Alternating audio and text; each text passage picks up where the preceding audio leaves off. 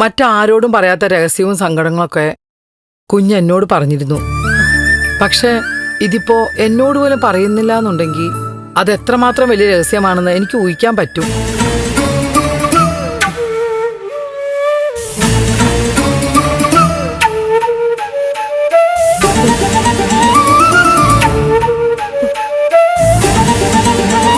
ഏതായാലും ഞാൻ കുഞ്ഞിനെ നിർബന്ധിക്കുന്നില്ല. ഇന്നല്ലെങ്കിൽ നാളെ കുഞ്ഞതെന്നോട് പറയുന്ന എനിക്ക് ഉറപ്പാ. എന്തായാലും കുഞ്ഞ് നേരത്തെ ഭഗവാനോട് പ്രാർത്ഥിച്ചില്ലേ? അത് എന്താണെന്നൊന്നും ഞാൻ കേട്ടില്ല. പക്ഷേ ഭഗവാൻ ഉറപ്പായിട്ടും കേട്ടിരിക്കും. കുഞ്ഞിന്റെ അപേക്ഷ ഭഗവാൻ കൈവിട്ട് കളയില്ല. കുഞ്ഞിന്റെ മനപ്രയാസം എന്തായാലും അതിനെക്കുറിച്ച് ആലോചിച്ച് കൂടുതൽ വിഷമിക്കണ്ട. ദൈവം പരിഹാരം കണ്ടുപിടിച്ച് തരും. കുഞ്ഞിന്റെ ക്ഷീണമൊക്കെ മാറിയല്ലോ? മാറി ഭാർഗവി. എന്നാ ഞാൻ ഇനി ഇറങ്ങുക. പ്രഭക്കുഞ്ഞ് ഉണർന്ന് ബുദ്ധിമുട്ടൊന്നും ഇല്ലാന്ന് അറിഞ്ഞിട്ട് പോവാന്ന് വെച്ചാ ഞാൻ കാത്തിരുന്നത്. ഞാനെന്നാ പോട്ടെ കുഞ്ഞെ. ഭാർഗവി. ഭാർഗവി, എന്നോട് ഒന്ന് തോന്നു. കുഴപ്പമൊന്നുമില്ല. കുഞ്ഞിന്റെ മനസ്സ് എനിക്കറിയാം. ഉള്ളിലുള്ള കാര്യങ്ങൾ എന്നോട് പറയാത്തതിൽ കുഞ്ഞിന് ഒട്ടും വിഷമം തോന്നണ്ട. കുടുംബത്തെക്കുറിച്ച് മാത്രം എന്റെ ചിന്ത ഭാർഗവി. ഇവിടെ ആർക്കും വിഷമം ഉണ്ടാവാൻ പാടില്ല. അതിന്റെ ഒരു പ്രാർത്ഥനയാ നടത്തിയത്. പറഞ്ഞില്ലേ, പ്രാർത്ഥന ഈശ്വരൻ കേട്ടിരിക്കും. അത്രേ ഉള്ളൂ. ശരി കുഞ്ഞെ.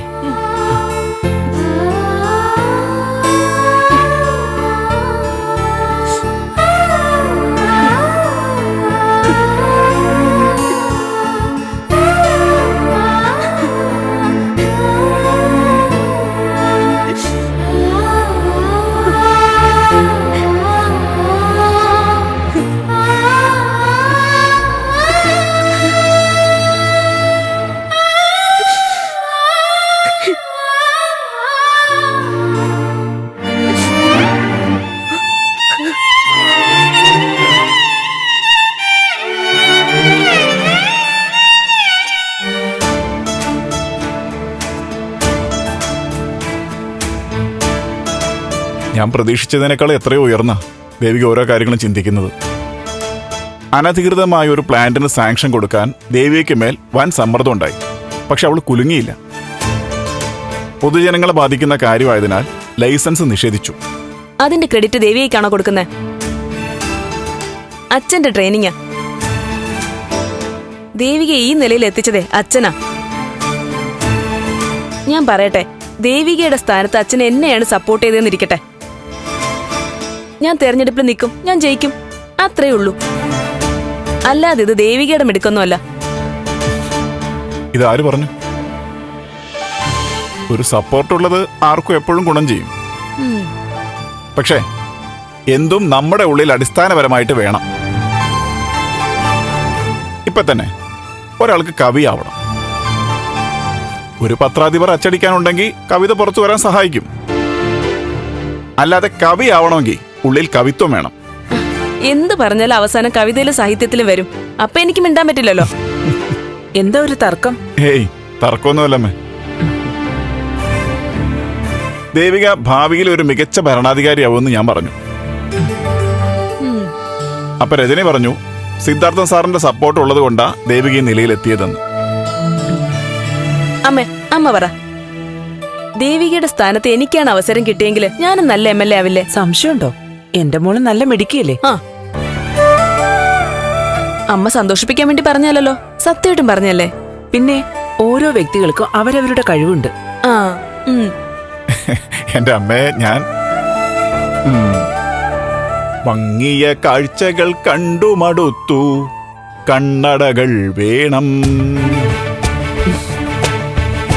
കണ്ണടകൾ വേണം. അമ്മേ, ഈ ഗിരി എന്നെ കളിയാക്കിയതല്ലേ?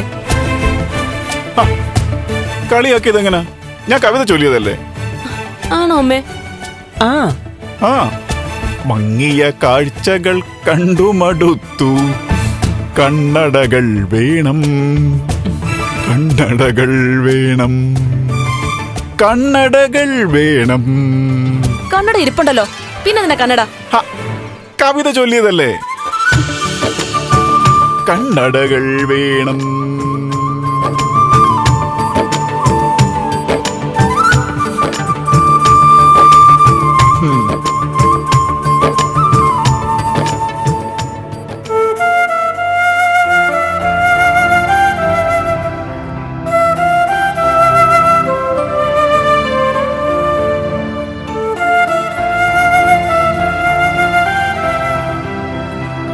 എന്താ പ്രഭ,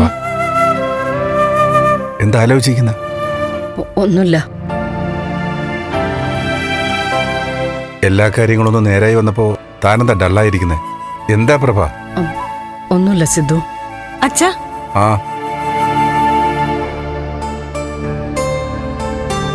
സബ് കളക്ടർ ഇപ്പൊ വിളിച്ചിരുന്നു. തിങ്കളാഴ്ചയുള്ള മീറ്റിംഗ് മാറ്റിന്ന്. ഡേറ്റ് പിന്നെ അറിയിക്കാന്നാ പറഞ്ഞേ. അത് മതിയല്ലോ അച്ഛാ? അതൊക്കെ മോളുടെ ഉചിതം പോലെ അങ്ങ് ചെയ്താൽ മതി. ആ പിന്നെ നീ അറിഞ്ഞോ, ഇവിടെ ഒരാളുടെ ബിസിനസ് ഒക്കെ വലിയ തകർച്ചയിലായി. കോടികളുടെ നഷ്ടം വന്നിരിക്കുക. ബാങ്ക് ഏത് സമയവും വീട് ജപ്തി ചെയ്യാം. കടക്കാരെ പേടിച്ച് നാട് വിടേണ്ട അവസ്ഥയാ. ആരുടെ കാര്യം ഈ പറയുന്നേ? തന്റെ കാര്യം തന്നെ. മോളെ, അമ്മയുടെ മുഖം ശ്രദ്ധിച്ചില്ലേ? നല്ല വിഷാദമല്ലേ? ഒരു ബിസിനസ് തകർച്ചയൊക്കെ വന്ന ഒരാളുടെ ടെൻഷനില്ലേ? സത്യം, അച്ഛന്റെ ഉദാഹരണം കൊള്ളാം. എന്താ അമ്മേ, അച്ഛൻ പറയുന്ന പോലെ വല്ലതും ആണോ അമ്മ അലട്ടുന്നേ? എനിക്ക് ഒരേ ഒരു ബിസിനസ് മാത്രമേ ഉള്ളൂ. അത് എന്റെ കുടുംബം. അത് സമാധാനത്തോടു കൂടി കൊണ്ടുപോവാ. അപ്പൊ പിന്നെ ഈ ടെൻഷന്റെ കാര്യം എന്താ? തലവേദന, പല്ലുവേദന, വയറുവേദന, അതോ നടുവേദനയോ? അങ്ങനെ എന്തെങ്കിലും വേദനയുണ്ടോ? എനിക്കൊരു വേദനയില്ല. പറഞ്ഞു പറഞ്ഞു എന്നെ വേദനിപ്പിക്കാതിരുന്നാ മതി.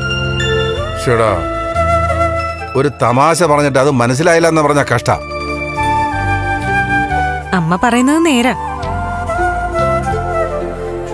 നമ്മൾ ഹാപ്പി ആയിട്ടിരിക്കുമ്പോ ആരെങ്കിലും നമുക്ക് പ്രശ്നമുണ്ടെന്ന് പറഞ്ഞാലേ നമുക്കും തോന്നും നമുക്കെന്തോ കുഴപ്പമുണ്ടെന്ന്.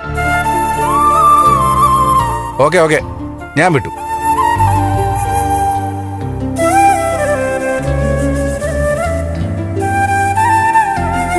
മോളെ, അമ്മ നല്ല ടെൻഷനില്ല. എന്തോ കുഴപ്പമുള്ളതുപോലെ. അതെ അതെ, നമ്മള് തമാശയായിട്ട് പറഞ്ഞെങ്കിലും അമ്മ ഇത് കാര്യമായിട്ട് തന്നെയാ എടുത്തത്. അമ്മയ്ക്ക് എന്തോ വിഷമമുണ്ട്.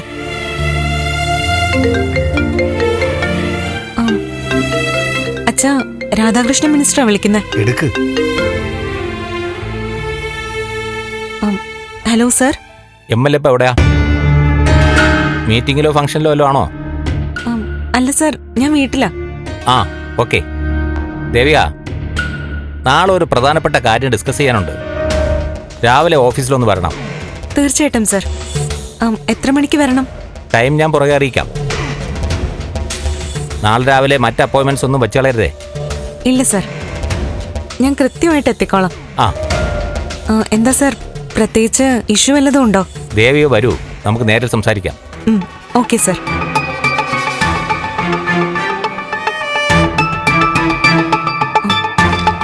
നാളെ മിനിസ്റ്റർ ഓഫീസ് വരെ ചെല്ലണമെന്ന്. എന്തിനായിരിക്കും അച്ഛാ? വകുപ്പിൽ എന്തെങ്കിലും വിഷയം സംസാരിക്കാൻ വേണ്ടിയായിരിക്കും. അങ്ങനെ എന്തെങ്കിലും ആയിരുന്നെങ്കിൽ ഇപ്പൊ തന്നെ ഒരു സൂചന തരില്ലേ? ഇതെന്തെങ്കിലും പേഴ്സണൽ ആവും മോളെ. മിനിസ്റ്ററായിട്ട് മോള് സംസാരിക്കും. ശരി അച്ഛാ.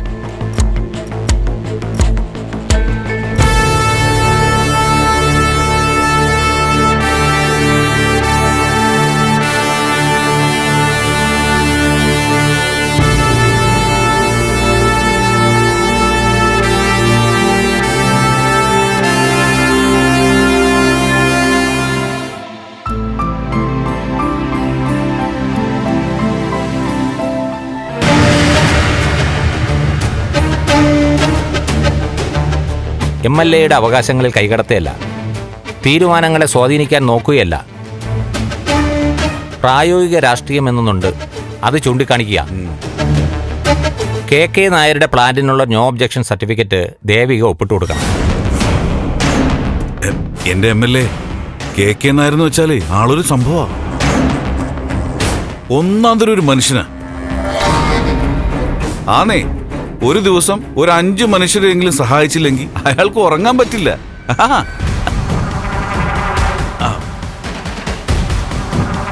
മിനിസ്റ്റർ, ഞാൻ വിശദമായിട്ട് കാര്യങ്ങൾ പഠിച്ചതിന് ശേഷമാ ഈ ഒരു തീരുമാനം എടുത്തത്. സാറിനും ഈ പ്രോജക്റ്റിനെ പറ്റി നന്നായിട്ട് അറിയാലോ. വിളപ്പിൻകോട് ഇങ്ങനെ ഒരു പ്ലാന്റ് വരുന്നത് അവിടുത്തെ ജനങ്ങൾക്ക് ദോഷമല്ലേ ഉണ്ടാക്കൂ സാർ? ദേവിക, പ്ലാന്റിന്റെ ഗുണദോഷങ്ങൾ പറയാനല്ല ഞാൻ കാണണമെന്ന് പറഞ്ഞത്. ഇതൊരു പാർട്ടിക്കാര്യം കൂടെയാണ്. പാർട്ടിക്ക് താല്പര്യമുള്ള സംരംഭമാണത്. KK നായർ ഇപ്പൊ തന്നെ വലിയൊരു തുക മുടക്കിക്കഴിഞ്ഞു. നമ്മളെ സഹായിക്കുന്ന വ്യക്തി എന്ന നിലയിൽ ആളിന് അങ്ങോട്ട് ചില സഹായങ്ങൾ ചെയ്തു കൊടുക്കാൻ പാർട്ടിക്ക് ബാധ്യതയുണ്ട്. സിദ്ധാർത്ഥൻ MLA ആയിരിക്കുമ്പോഴാണ് ഈ പ്ലാന്റിന്റെ പ്രപ്പോസൽ ആദ്യം വന്നത്. പരിസ്ഥിതി സംബന്ധമായ സംരംഭങ്ങൾക്ക് MLAയുടെ അനുവാദം വേണമെന്ന് മുഖ്യമന്ത്രി നയം രൂപീകരിച്ചത് നല്ല ഉദ്ദേശത്തിലാണ്. സിദ്ധാർത്ഥൻ അതൊരു അവസരമായി കണ്ട് ഒബ്ജക്ഷൻ എഴുതി. KK നായരോട് ഉത്തരം പറയാൻ പാർട്ടിക്ക് ബാധ്യതയുണ്ട്. അതിനിടയ്ക്കാണ് സിദ്ധാർത്ഥൻ രാജിവെച്ചതും ദേവിക MLA ആയത്. പ്ലാന്റിന്റെ കാര്യം ദേവിക നടത്തി കൊടുത്തേ പറ്റൂ. ഇല്ലെങ്കിൽ KK നായർ ഇത് പ്രശ്നമാക്കും. സിദ്ധാർത്ഥന് അനുമതി നിഷേധിച്ച പ്ലാന്റിന് എങ്ങനെ അനുമതി കൊടുക്കും എന്നായിരിക്കും ദേവികയുടെ പേടി, അല്ലേ? അതിൽ ദേവികയ്ക്ക് ടെൻഷനൊന്നും വേണ്ട. സിദ്ധാർത്ഥനോട് പാർട്ടി പ്രസിഡന്റ് സംസാരിക്കും. മിനിസ്റ്ററെ, ദേവിക മാഡത്തിന് കാര്യങ്ങൾ മനസ്സിലാവും. ഈ പ്ലാന്റ് വന്നു കഴിഞ്ഞാൽ പിന്നെ വെളുപ്പിൻ കൂടെ അടിപൊളിയാവും. ജോലി ഇല്ലാത്ത ഒറ്റ ആൾ പോലും അവിടെ ഉണ്ടാവില്ല. അത് നേരെ. എല്ലാരും ഓരോ അസുഖങ്ങൾ പിടിച്ച് ആശുപത്രിയിലായിരിക്കും. ആൾക്കാർ കാണില്ല നാട്ടില്. സർ, എന്റെ മണ്ഡലത്തിൽ ഒരു തൊഴിൽ സംരംഭം വരുന്നതിൽ ഏറ്റവും കൂടുതൽ സന്തോഷിക്കുന്ന ആളാ ഞാൻ. അതിനെക്കുറിച്ചൊക്കെ വിശദമായിട്ട് KK നായർ സാറിനോട് ഞാൻ പറയുകയും ചെയ്തു.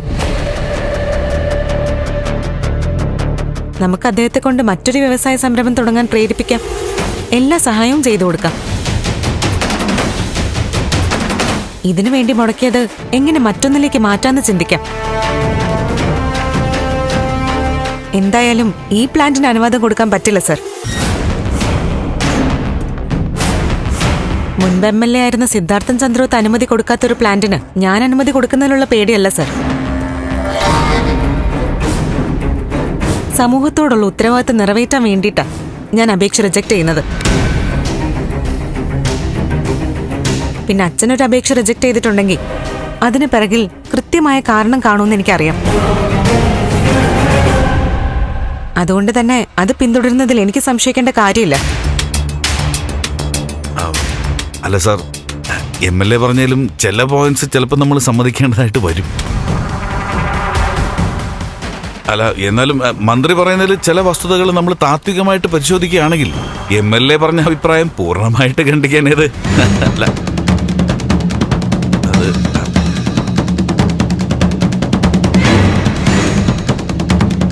ദേവിക, ഈ കാര്യത്തിൽ പാർട്ടി നിലപാട് ഞാൻ പറഞ്ഞു കഴിഞ്ഞു. എന്റെ നിലപാട് സാറിനും വ്യക്തമായി കാണുമല്ലോ. NC ഹോസ്പിറ്റലിലെ ഫംഗ്ഷൻ 11:30. എനിക്ക് പോണമായിരുന്നു. മന്ത്രി ഇവിടെ വേറെ ചില മീറ്റിംഗുകൾ മാറ്റിവെച്ചിട്ടാണ് MLA കാണാനിരിക്കുന്നത്. എന്നാ ഞാൻ ഹോസ്പിറ്റലിൽ വിളിച്ച് മന്ത്രിയുടെ ഓഫീസിൽ ചർച്ച ചെയ്യാന്ന് പറയാം. പ്രോഗ്രാം മാറ്റട്ടെ. വേണ്ട വേണ്ട, MLA വെക്കോളൂ. Thank you sir. ദേവിക, ഈ തീരുമാനത്തിൽ മാറ്റമില്ല. സാറിനെ പോലൊരാള് എന്നെ വീണ്ടും വീണ്ടും നിർബന്ധിക്കരുത്. ദയവായി എന്റെ തീരുമാനം അംഗീകരിക്കണം സർ.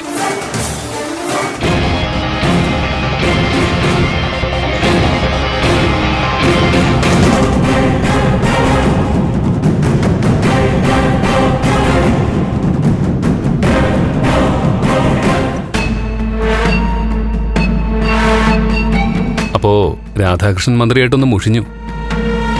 ഞാൻ മുഷിഞ്ഞിട്ടില്ല മുരളിയേട്ടാ, മന്ത്രി എന്നോടാ മുഷിഞ്ഞ. ഞാൻ പ്ലാന്റിന് സർട്ടിഫിക്കറ്റ് കൊടുത്താ മന്ത്രിയുടെ മുഷിച്ചില് മാറുകയും ചെയ്യും. പക്ഷേ എന്ത് വന്നാലും ശരി, ഈ പ്ലാന്റിന് MLA ശുപാർശ കൊടുക്കാൻ പോകുന്നില്ല. അല്ല ദേവിക, MLA സർട്ടിഫിക്കറ്റ് അത്യാവശ്യമാണോ? ഇത് ഉദ്യോഗതലത്തിൽ ചെയ്യേണ്ട കാര്യമല്ലേ? പരിസ്ഥിതി സംബന്ധമായ നിർമ്മാണ പ്രവർത്തനങ്ങൾക്കും ഫാക്ടറികൾക്കും ബന്ധപ്പെട്ട സ്ഥാപനം ഇരിക്കുന്ന പ്രദേശത്തെ ജനപ്രതിനിധികളുടെ ഒരു ശുപാർശ വേണമെന്നത് ഇപ്പോഴത്തെ സർക്കാർ കൊണ്ടുവന്നിരിക്കുന്ന നിയമോ. പാരിസ്ഥിതിക പഠനങ്ങളൊക്കെ പരിശോധിച്ചിട്ടുള്ള ഒരു ക്ലിയറൻസ് സർട്ടിഫിക്കറ്റ് പോലൊന്ന്. CMന്റെ പ്രത്യേക താല്പര്യപ്രകാരമുള്ളൊരു രീതി അത്. ഇതിപ്പോ എന്റെ സർട്ടിഫിക്കറ്റ് ഇല്ലാതെ തന്നെ അവർക്ക് പ്ലാന്റുമായിട്ട് മുന്നോട്ട് പോവാം. പക്ഷേ നിയമപ്രശ്നങ്ങളിലേക്കൊക്കെ പോയാൽ കുരുക്കാവും. അതവർക്കറിയാം. ദേവിക എന്തായാലും ഉറച്ച നിലപാട് തന്നെയല്ലേ? തീർച്ചയായിട്ടും. എനിക്ക് ഫുൾ സപ്പോർട്ടുമായിട്ട് അച്ഛനും കൂടെ ഉണ്ട് മുരളിയേട്ട. എനിക്ക് അച്ഛൻ്റെ ഒരു ബലം മതി. മന്ത്രി പക്ഷെ വെറുതെ ഇരിക്കും. പുള്ളിക്ക് KK നായരോട്ടൊക്കെ നല്ല ബന്ധം കാണും. കാശ് ഇഷ്ടം പോലെ വാങ്ങിക്കാണും. രാധാകൃഷ്ണൻ മിനിസ്റ്റർ കാശ് വാങ്ങിയിട്ടുണ്ടെങ്കിലേ അദ്ദേഹം സർട്ടിഫൈ ചെയ്യട്ടെ. ഇനി എത്ര കോടികൾ കൊണ്ട് മുന്നിലിട്ടാലും ശരി, എന്റെ മനസ്സളകാൻ പോകുന്നില്ല. ആരൊക്കെ നിർബന്ധിച്ചാലും ഞാൻ വഴങ്ങാനും പോകുന്നില്ല. എന്നെ വിശ്വസിച്ച ജനങ്ങളോടുള്ള കടമ നിറവേറ്റണം മുരളിയേട്ട. അതിന് സാധിക്കുന്നില്ലെങ്കിൽ രാജിവെച്ച് അന്തസ്സായിട്ട് ഇറങ്ങിപ്പോവും. പക്ഷെ രാജിയുടെ കാരണം എന്താന്ന് ജനങ്ങളെ അറിയിച്ചിട്ടേ ഇറങ്ങൂ. ഇത്രയും ആദർശമുള്ളൊരു രാഷ്ട്രീയക്കാരുടെ ഡ്രൈവറാവാൻ പറ്റിയത് ഒരു അഭിമാനമായിട്ട് തോന്നുക. നോക്കിക്കോ, ദേവിക മുഖ്യമന്ത്രിയാവും. മുരളിയേട്ട എന്തായി പറയുന്നേ? ഞാൻ പറഞ്ഞ സത്യ ദേവിക. ഭാവി മുഖ്യമന്ത്രിയോട് എനിക്കൊരു അപേക്ഷയുണ്ട്. എന്താ? ഡ്രൈവർ തസ്തികയിൽ എന്നെ തുടരാൻ അനുവദിക്കണം. നോക്കട്ടെ. മാഡം പോവാം. നമുക്ക് പോവാം.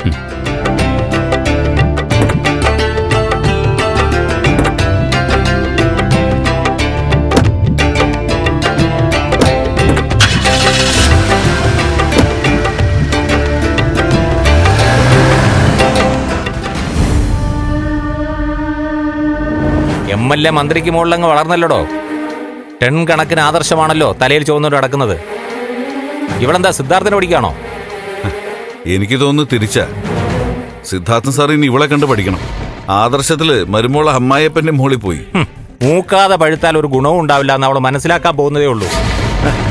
എന്നാലും മിനിസ്റ്ററുടെ മുഖത്ത് നോക്കിയിട്ട് ഒപ്പിടാൻ പറ്റില്ല എന്നൊക്കെ പറഞ്ഞാലേ, സത്യം പറഞ്ഞാൽ കാണുന്നൊക്കെ സ്വപ്നമാണോ സത്യമാണോ എന്ന് സംശയിച്ചു പോയി. പാല് കൊടുത്ത കൈക്ക് തന്നെ കൊത്താൻ എങ്ങനെ തോന്നാവോ? എന്നിട്ട് അവളുടെ മുന്നിൽ വെച്ച് അവളെയും കൂടെ സപ്പോർട്ട് ചെയ്യുന്നത് പോലെയാണല്ലോ താൻ പറഞ്ഞത്. അയ്യോ, അത് ഞാൻ അവളെ കുത്തി പറഞ്ഞതാ. അത് ഈ വരികൾക്കിടയിൽ വരി എന്നൊക്കെ പറയുമല്ലോ, അങ്ങനെ. അത് മിനിസ്റ്റർക്ക് മനസ്സിലാവാത്തോണ്ട്. എന്തായാലും അവൾ ഇനി ഒരു നിയമസഭ കാണില്ല. ഇനി അവൾക്ക് സീറ്റ് കിട്ടാതെ ഞാൻ നോക്കിക്കോളാം. പക്ഷെ മിനിസ്റ്ററെ, അവൾക്ക് ഒടുക്കത്തെ ജനപ്രീതിയാ. മത്സരിക്കാൻ പാർട്ടി ടിക്കറ്റ് വേണ്ട, സ്വതന്ത്രമായിട്ട് നിന്നാ മതി, ജയിക്കും. അല്ല, MLA ദേവിക സാധാരണക്കാരുടെ കാവൽ മാലാഖ എന്ന തരത്തിലാ ചില മാധ്യമങ്ങൾ അടിച്ചു വരുന്നതേ. അതേ മാധ്യമങ്ങളെ കൊണ്ട് തന്നെ ഈ മാലാഖയെ പറ്റി പാവങ്ങളുടെ രക്തം കുടിക്കുന്ന യക്ഷി എന്ന് എഴുതിക്കാനും പറ്റും. വരട്ടെ. അല്ല സാർ, ഈ യക്ഷി എന്ന് പറഞ്ഞപ്പോഴാ എന്റെ ചിന്തയിലൊരു കാര്യം വന്നതേ. അല്ല, അത് നമുക്ക് ദേവികയ്ക്കെതിരെ ഒരു മന്ത്രവാദം നടത്തിയാലോ? എന്തോന്ന്? അല്ല മിനിസ്റ്ററെ, ഈ ദേവികയുടെ ഭർത്താവ് നന്ദന്റെ ദേഹത്ത് ഒരു യക്ഷി ആവേശിച്ചിരുന്നു, നമ്മുടെ മരിച്ചുപോയ മീരയുടെ ആത്മാവേ. പക്ഷേ പണി 18 നോക്കിയിട്ട് ഒഴിഞ്ഞു പോകുന്നില്ല. അവസാനം മന്ത്രവാദിയെ വരുത്തി നൂലും ചരണം ജപിച്ച് കെട്ടിയപ്പോ യക്ഷി ഒഴിഞ്ഞുപോയി. കാര്യങ്ങൾ അനുകൂലമാക്കാൻ ദേവികയുടെ കയ്യിൽ ചരടോ ഏലസൊക്കെ കെട്ടിയാലോ? തന്റെ തലയ്ക്ക് വല്ല കുഴപ്പമുണ്ടോ? പല വഴികളും ചിന്തിച്ചപ്പോ പെട്ടെന്ന് തോന്നിയത്, മന്ത്രവാദമാകുമ്പോ ബുദ്ധിമുട്ടും കുറയും. ഒന്നും മിണ്ടായിരിക്കണോ? ആകെ തല പെരുത്തിരിക്കുമ്പോഴേ അയാളുടെ ഏലസും ചരടും. Sorry minister. അവൾക്ക് എന്നെ ധിക്കരിക്കാം, പക്ഷേ പാർട്ടി പറയുന്നതിനപ്പുറം പോകാൻ പറ്റില്ല. പാർട്ടി അവളോട് പറയും, അതനുസരിക്കുന്നില്ലെങ്കിൽ പാർട്ടി എന്താണെന്ന് അവൾ അപ്പം അറിയും. അവൾ KK നായർക്ക് സർട്ടിഫിക്കറ്റ് കൊടുത്തിരിക്കും.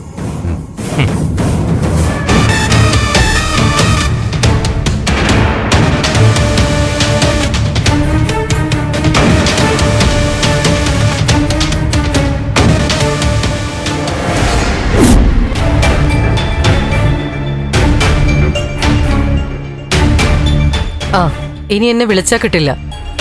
ഞാനൊരു മീറ്റിങ്ങിലായിരിക്കും. തിരിച്ചു വന്നിട്ട് വിളിക്കാം. സി പി, ഞാൻ പോയിട്ട് വരാം. ഞാൻ തിരിച്ചു വന്നിട്ട് സി പി പോയാൽ മതി. അല്ല മാഡം എങ്ങോട്ടാ പോകുന്നത്? ഋഷിയുടെ കാര്യത്തിന് വേണ്ടി ഓടല്ലേ. പോലീസ് ഉഴപ്പി തുടങ്ങി. സ്ഥലം MLA കണ്ടൊരു പരാതി കൊടുക്കണം. സ്ഥലം MLA എന്ന് വെച്ചാ ദേവികയോ? മണ്ഡലത്തിൽ ഒരാളുടെ സങ്കടങ്ങള് MLA പറയാലോ. മാഡം എന്താ ഈ പറയുന്നത്? ദേവിയെ കാണാൻ അങ്ങോട്ട് പോകണമെന്നോ?